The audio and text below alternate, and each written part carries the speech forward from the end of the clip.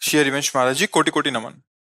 महाराज जी, भगवान की भक्ति करते हैं तो बहुत ही अच्छे भाव प्रकट होते हैं और आंखों से आंसू भी आने लगते हैं, मन बहुत रोता है। भक्ति करते करते सभी बुरी आदतें छूट गई, जैसे मदिरा, सिगरेट, अंडा सब छूट गया, पर इस शरीर से वासना खत्म नहीं हो रही, जिससे बहुत हाँ, मुझे कष्ट होता है ये और भक्ति बहुत में बाधा आती ये है। बहुत ऊंचे तक जाती है। जो काम वासना है ना, ये छोटी मोटी हस्ती नहीं है, बहुत बड़ा शत्रु है।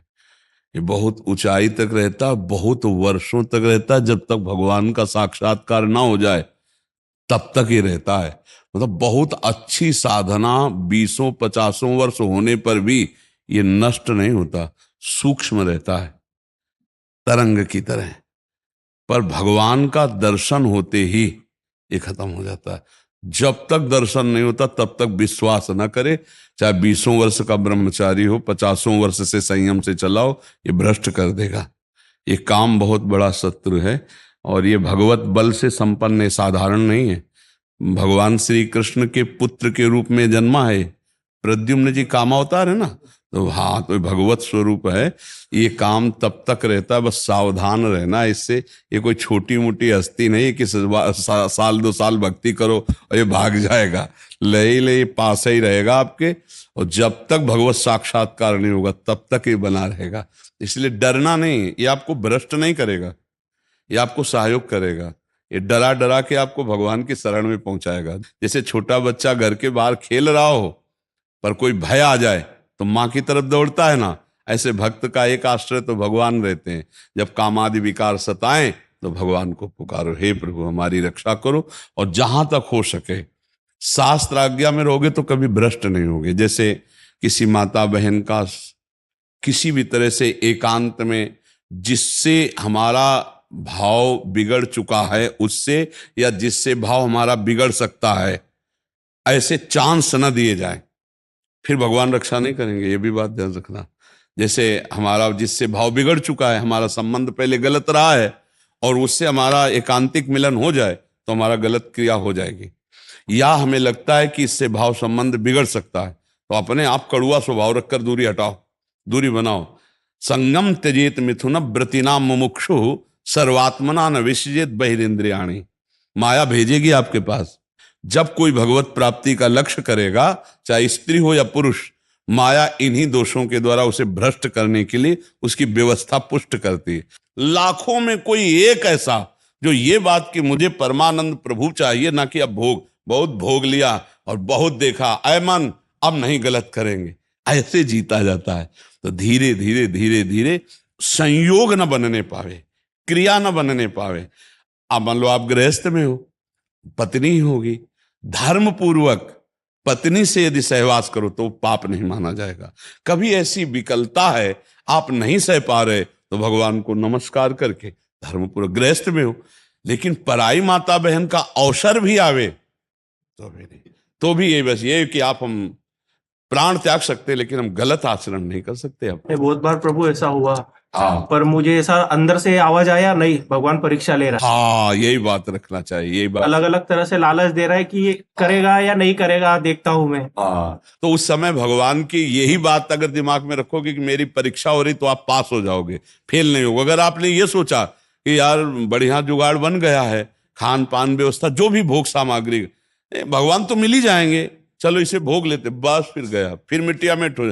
फिर बाद में जानते हो क्या ग्लानि कराएगा यही मन, यार अब तो भ्रष्ट ही हो गया, अब तो भगवान तो मिलना है नहीं, तो यार जितना है फिर मौज लो, मस्ती लो, ऐसे ऐसे मन सिखाता है। बड़ी मुश्किल से मिले हैं। हाँ, अब नहीं, हाँ, आंखें खुल गई अब। हाँ, नहीं, बहुत धन्यवाद है, आप अच्छे मार्ग के सभी प्रति। चीजें छूट गई धीरे धीरे करके। ये रह गई थी, 8-10 महीना हो गया है। बहुत भगवान से विनती करता हूँ, प्रार्थना करता हूँ, चले जाए चले जाए चले जाए। हाँ, बट अभी थोड़े टाइम पहले पत्नी भी खूब रो रही थी, नहीं मुझे वृंदावन धाम चलो, धाम चलो। क्या मालूम राधा रानी ने सुन ली, इधर का प्लान बना लिया, आ गए, आपके दर्शन भी हो गए, सब हो गए। बस ये बात ध्यान रखना कि इस मार्ग में चलने वाले को गिराने के लिए माया प्रश्न रखती है सामने। छमाही सालाना स्कूल में भी प्रश्न होते हैं, तो कभी भी हो सकता है अपना। तो ये ध्यान रखना, धर्म पूर्वक चलना, अब गलत मत चलना। अब लो नशानी, अब ना, अब तक जो हुआ नहीं अब समझ में आता है धीरे धीरे। धीरे धीरे। नहीं, और सत्संग रोज सुनते रहना, और नाम जप करते रहना। तो सत्संग और नाम जप ये तुम्हें गिरने नहीं देगा। ये तुम्हारे सत्संग सुनो ना, तो जैसे रोज तलवार को पैनी करो, ऐसे ज्ञान की तलवार पैनी होती रोज। साधन को हरि भजन है, कै सत्संग सहाय। अगर संत महापुरुषों के वचन सुनते रहें और नाम जप करते रहें तो हम फिर गिरेंगे नहीं, बस चलें वैसे ही जैसे संत जन कह रहे हैं। जहां लग रहा है कि यहां गिर सकते हैं, वहां संयोग ही ना बैठने दे, दूरी बना के रखे। पक्का समझो, कभी ऐसा संयोग बन रहा हो तो भाग पड़ो कमजोर बन के, बलवान बन के वहां बैठना नहीं। बैठ गए तो गए, देर नहीं लगती, है बहुत बलवान है। और अगर कमजोर बन के भाग गए तो बच गए। इसमें भागना ही है, उससे लड़ नहीं सकता कोई। एक बार भगवान व्यास देव जी ने एक श्लोक लिखा कि बलवान इंद्रिय ग्रामो विद्वानमपि कर्षति। इंद्रियां बड़ी बलवान है, जो बड़े बड़े विद्वानों को भी खींचकर भ्रष्ट कर देती है। इसलिए एकांत में अपनी बहन के पास बहुत समय तक नहीं रहना चाहिए, अपनी बेटी के पास भी बहुत समय तक नहीं रहना चाहिए, और पुत्र जवान हो तो एक सैया पे एकांत में मां को भी नहीं लेटना चाहिए। तो जैमिनी जी बड़े ऋषि हैं, तो उनका प्रभु ऐसा कैसे हो सकता है कि विद्वान है वो और जानता है मेरी बहन है और बेटी है, पवित्र भाव, तो वो ऐसा कैसे कर सकता है?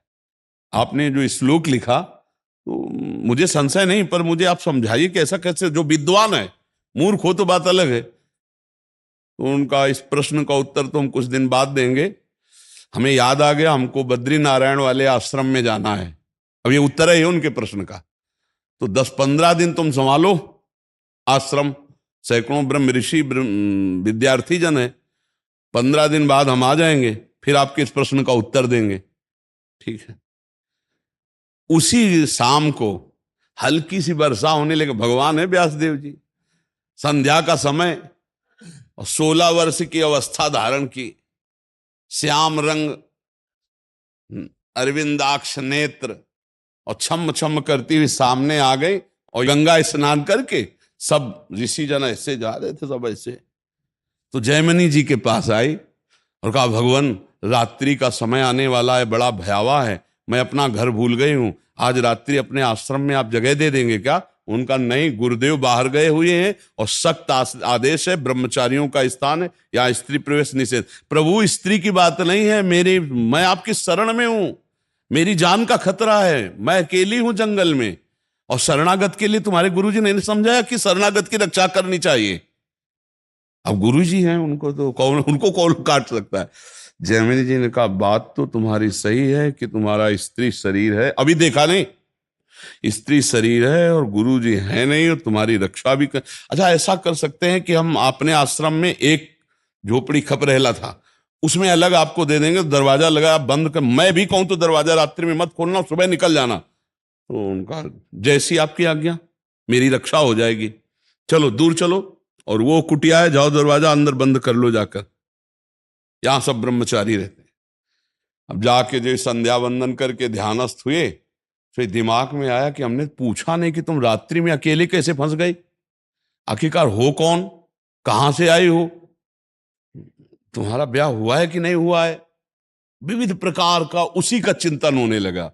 तो ध्यायतो विषयान पुंसात संगास्तेषु उपजायते, संगात संजायते कामः, कामात् क्रोधो विजायते, क्रोधात् भवत् सम्मोहा, सम्मोहा स्मृति विभ्रमा, स्मृति भ्रंशात् बुद्धिनाशो, बुद्धिनाशात् प्रणश। पहला रोग शुरू हो गया, ध्यान।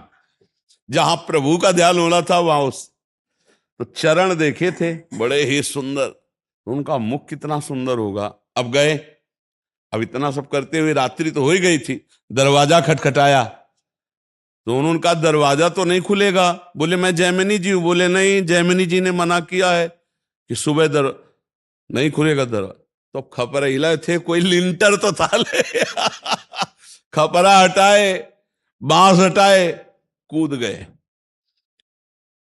देखा तो वो सुंदर रूप, क्योंकि भगवान ने धारण किया था, श्याम रंग, छटा छा रही थी एकदम, इंद्रनीलमणि कांति, नौ यौवन अवस्था, देख के मुग्ध हो गए। अब सब पूछना भूल गए कि तुम कहां से आई हो, क्या कुछ नहीं पूछा, तुम्हारा ब्याह हुआ है? नहीं। तो तुम ब्याह कर सकती हो? हाँ, हमसे कर सकती हो? बोले आप जैसा ऋषि मिले तो फिर क्या कहना, ब्याह तो कर ही लेगी। तो उनका फिर ब्याह कर लो हमसे। उनका शर्त है, जहां आप स्नान करने गए थे वहां काली जी का मंदिर है, वहां तक अपना मुंह काला करो, हमें पीठ में बैठा लो और वहां तक ले चलो, फिर वो आम जयमाला डाल देंगी तुम्हारे। तो सोचा अंधेरे का मामला है, बोले ठीक है। काम कितना प्रबल होता है, मुंह काला किया, पीठ में बैठा ला, घुटने के बल चले। जब वहां पहुंचे तो 2 थप्पड़ मारे। तब उन्होंने देखा तो भगवान